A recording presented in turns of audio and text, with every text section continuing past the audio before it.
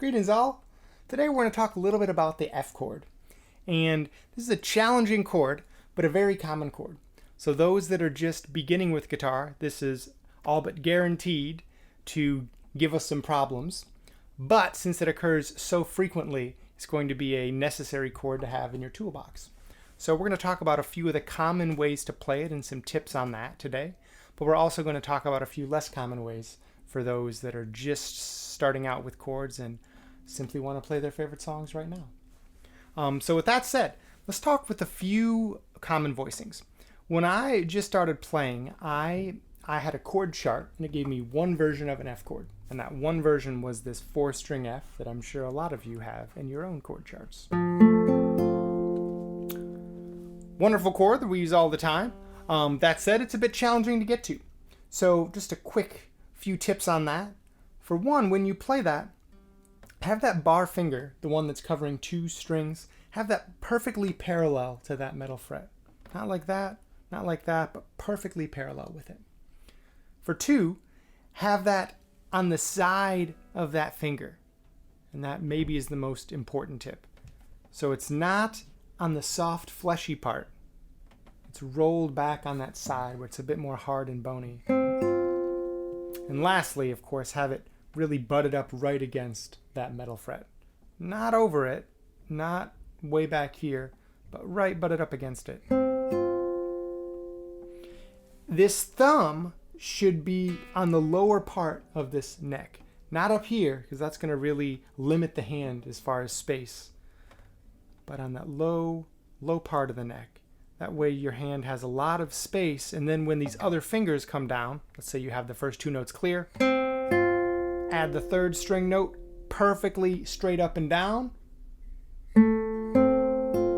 There's a perfectly valid F chord there, but if we wanted to add that 4th string note as well. And when that thumb is down, it'll allow those fingers to stand straight up and down. When that thumb is on the lower part of the neck, these fingers can stay straight up and down and not accidentally silence an adjacent string.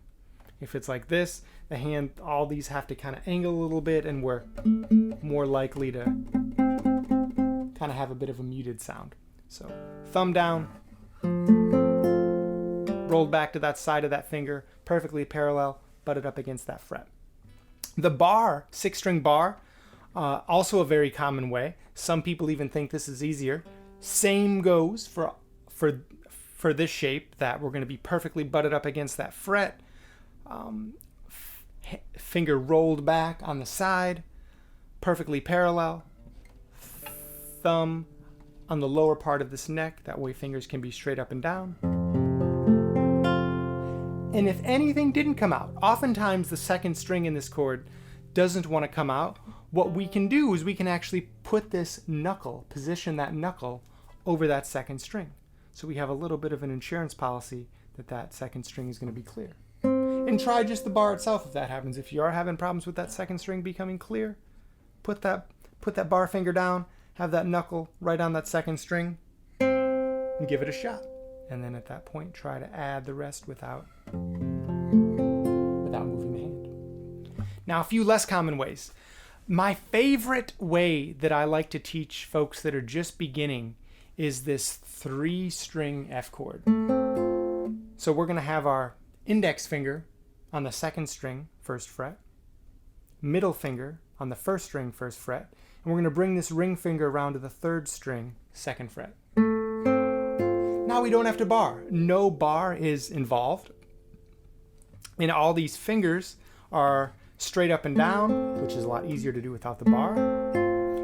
And also, since we're playing strings 3, 2, and 1, we can feel free to strum that a bit more casually and not hit an adjacent string that's maybe not part of the chord.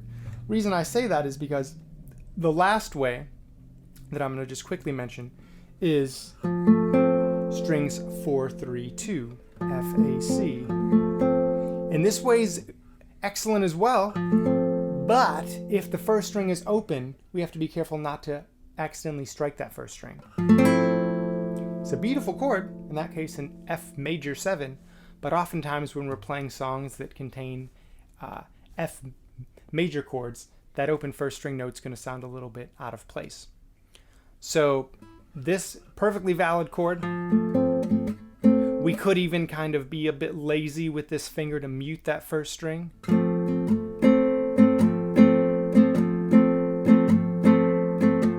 then we're not faced with putting a bar down.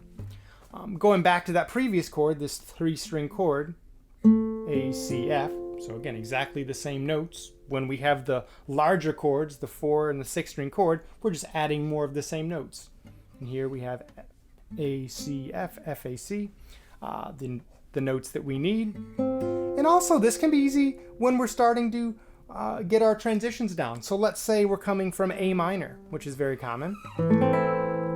When we transition to that F shape that I just mentioned, we can simply move that middle finger to the first string. That's it.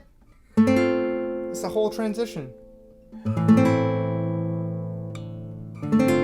Since the other 2 fingers are already in their right place.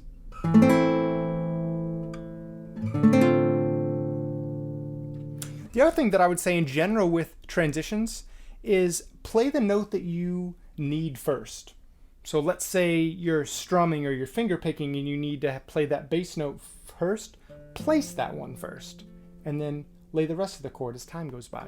A good example of that might be House of the Rising Sun, to where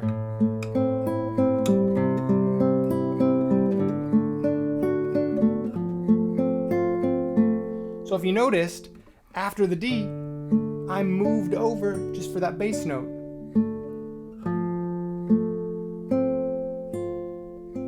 And the whole chord didn't place down at the same time. I took my time.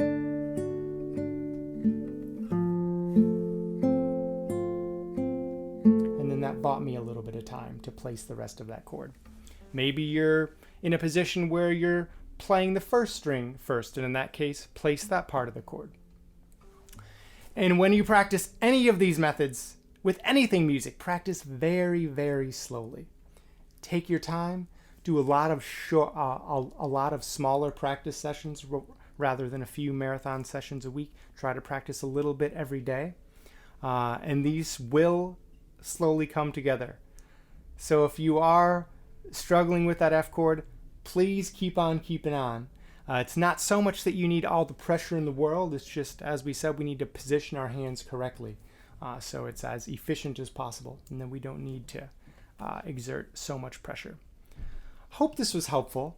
Again, I bet a lot of you already know the few chords that are common, but if you're struggling to get those F bars out and you simply want to play your favorite songs that have an F chord in it, use that 3-string F chord and use it in this way: index, middle, ring.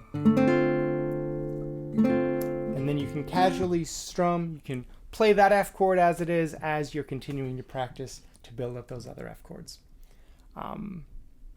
Hope this helped. Hope you have a great time continuing to play. Please leave any comments or questions in the comment section, and hope to see you next time. Cheers.